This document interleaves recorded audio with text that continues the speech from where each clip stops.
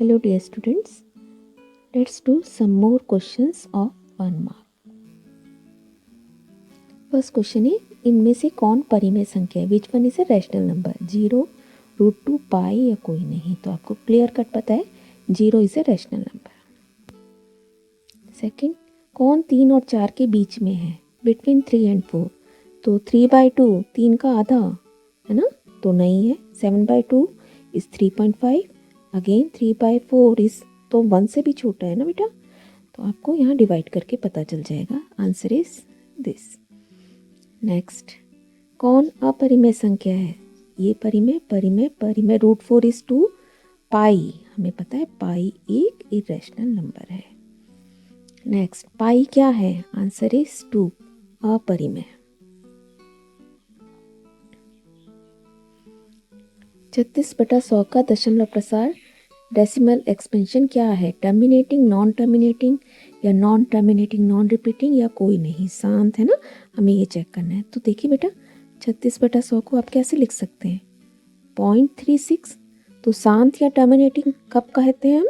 जब उनकी पूरी पूरी भाग हो जाती है, वो भाग चलता नहीं रहता है ना. तो answer is 1. 5 + √5 and 5 - √5 a + b into में a - b. तो हमें फॉर्मूला यूज करना है. रैशनलाइजेशन हम करते हैं तो हम हमेशा ये यूज करते हैं 5² - √5 का फर्स्ट टर्म का स्क्वायर माइनस सेकेंड टर्म का स्क्वायर. सो दिस इज 25 और √5 इंटू √5 इज 5. 20 आंसर. नेक्स्ट, इनमें से कौन एक चर में बहुपद है? एक चर में तो वेरिएबल एक होना चाहिए और बहुपद होना चाहिए. तो ये है बेटा, है ना. √t पावर बटे में नहीं होनी चाहिए और घटा की नहीं होनी चाहिए. बहुपद कब होता है? जब पावर उसकी घटा में नहीं हो या बटे में नहीं हो, है ना. तो देखिए, √t का मतलब 1/2 घात है इसकी. तो इनमें से कौन है? ये है, ये तीनों नहीं है. नेक्स्ट, कौन बहुपद नहीं है? ये नहीं है, ये भी नहीं है, बटे में आ गया. ये है और ये भी है.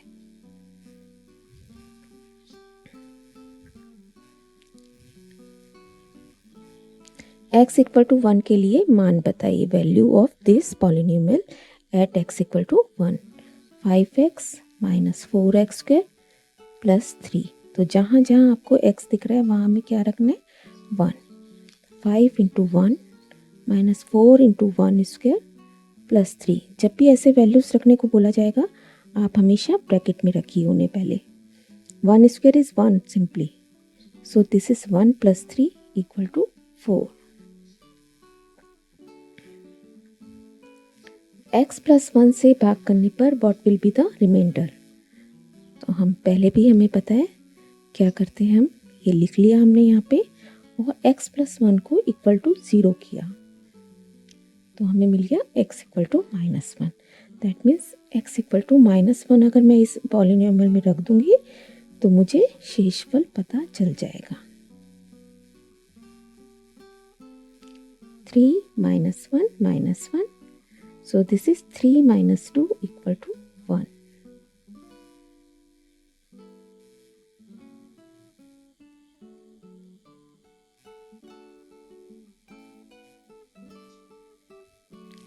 (12x² - 7x = 1 का गुणनखंड बताइए. तो कुछ चॉइसेस हमें दी गई हैं बेटा, हमें इसमें से देखना है. तो देखिए बेटा, अगर ये एक से ज़्यादा क्वेश्चन आता है तो हमें इसके गुणनखंड फैक्टर करने आने भी चाहिए, है ना.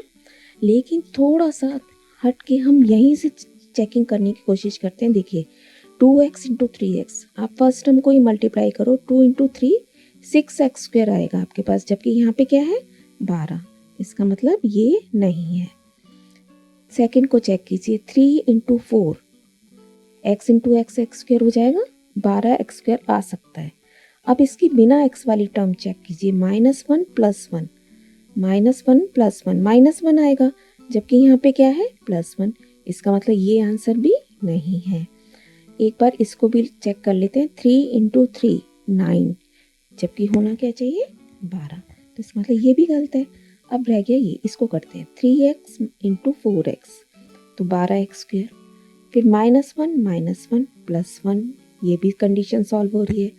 अब x को चेक कीजिए, 3x -1 -3x and -1 into 4x -4x, तो दोनों मिला के क्या बन जाएंगे, -7x। तो हमारा आंसर बना थर्ड। वेरी इंपॉर्टेंट, यदि इसका एक गुणनखंड दिया गया है तो k का मान बताइए बेटा। अगर ये इसका एक फैक्टर है तो व्हाट विल बी k। तो बेटा जब भी गुणनखंड या फैक्टर होता है तो इसका मतलब शेषफल 0 है, क्योंकि वो उसको पूरा पूरा भाग कर रहा है। तो शेषफल मुझे निकालना आता है। शेषफल हम निकालने के लिए हम क्या करते थे, सबसे पहले तो जो टर्म दी है उसे इक्वल टू 0 रख के x की वैल्यू निकाल ली 1। अब इस 1 को मैं बहुपद में रख देती थी, है ना, लेकिन क्योंकि यहाँ पे ये इसका गुणनखंड है तो शेषफल क्या है इसका, 0। हम यहाँ लिख देंगे क्योंकि x - 1 गुणनखंड है, therefore शेषफल या रिमाइंडर क्या होगा, 0। Since it is a factor of this polynomial, therefore remainder is 0।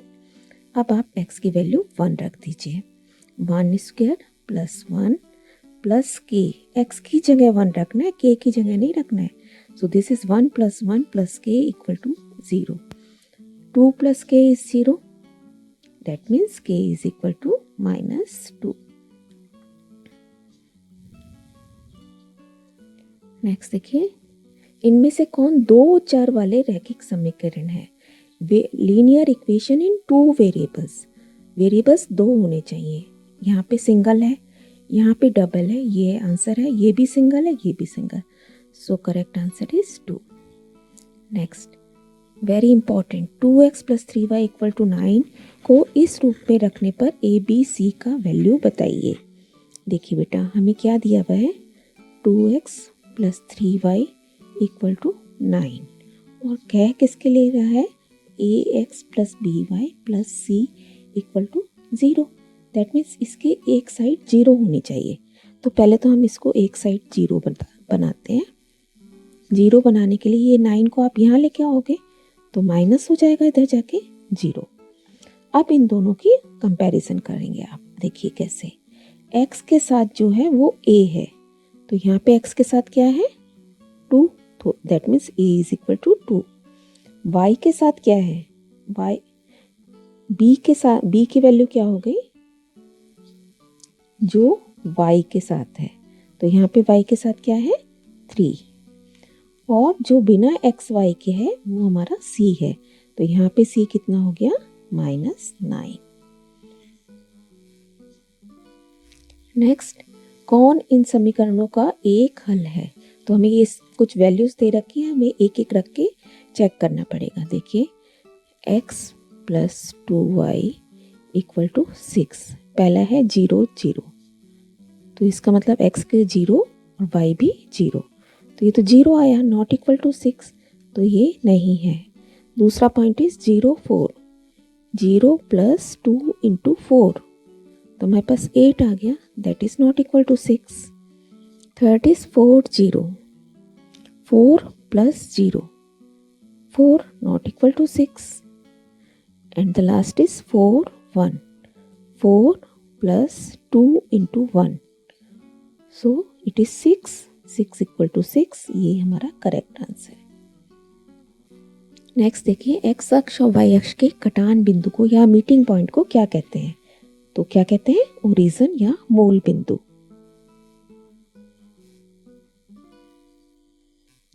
X निर्देशांक को क्या कहते हैं, x coordinate is called abscissa या भुज हिंदी में। नेक्स्ट, पी का निर्देशांक बताइए बेटा। तो आप पहले एक्स देखते हैं 4, और उसके बाद कितना ऊपर जा रहा है 2, सो द आंसर बिकम्स 4 2। दो भिन्न रेखाओं में कितने बिंदु उभयनिष्ठ हो सकते हैं, सिंपली 1। ये देखिए इस तरीके से ये आंसर बन गया। नेक्स्ट, वे वस्तुएं जो परस्पर संपाती होती हैं, कॉन्ग्रुएंट होती हैं, वो बिल्कुल बराबर होती हैं। 54 डिग्री का पूरा कोण बताइए, कॉम्प्लीमेंट ऑफ 54 डिग्री। तो कॉम्प्लीमेंट बताने के लिए हम क्या करते हैं, 90 में से माइनस कर देते हैं, 90 माइनस 54 डिग्री। तो what will be the answer, 36 degree. 68 degree का हम पूरा किया सप्लीमेंट, तो हम कैसे निकालते हैं, 180 में से माइनस कर देते हैं, तो हमारे पास आ जाएगा 112। 23rd, 180 से अधिक लेकिन 360 डिग्री से कम माप वाले कोण को क्या कहते हैं, अगर वो इस तरीके से हो, 180 से बड़ा और या 360 से छोटा, तो हम उसे कहते हैं प्रतिवर्ती या रिफ्लेक्स एंगल। नेक्स्ट देखिए, AOB एक रेखा है, x का वैल्यू बताइए। लीनियर पेयर बन रहा है simply, 5x plus 4x equal to 180, 9x is equal to 180, x is equal to 180 divided by 9 equal to 20 degree. Next, त्रिभुज के तीनों कोणों का योग क्या होता है, व्हाट इज द आंसर, 180। तो कीप ऑन लर्निंग बेटा, स्टे ब्लेस्ड।